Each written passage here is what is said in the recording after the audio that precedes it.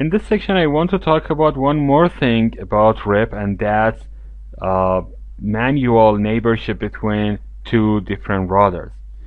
But as you remember, I have told you that there is no adjacency between routers. Routers send and receive updates using broadcast in version 1 or multicast in version 2, and if they hear each other, they will add the other router's update to their database.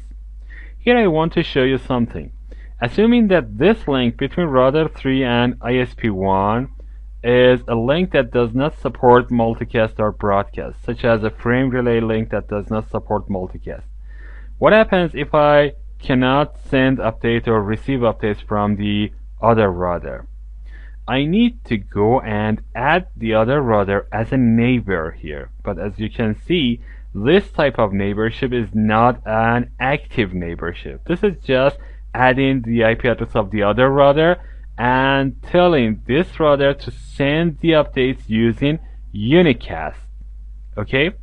So let's go to ISP1 and configure this. If I go to ISP1 here and go to RIP, you can see that I have a neighbors tab here.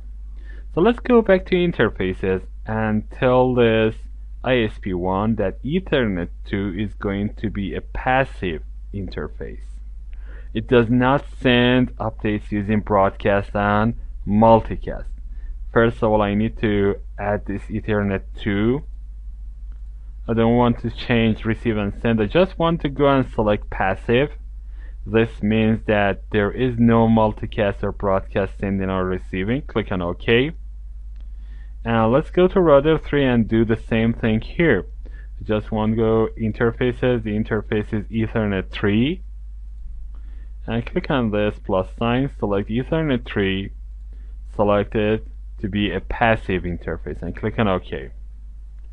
Now if I am receiving some updates from router 3, it is going to be voided. As you can see, some of these routes are going to have a metric of 16.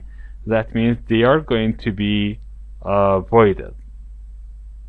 Okay, what happens if I want to have updates from the other router? I need to go to neighbors and add the other router as a neighbor here so that I can receive updates from the other router using unicast communication. So I click on this plus sign and tell ISP1 that 31.31.31.103 is a neighbor.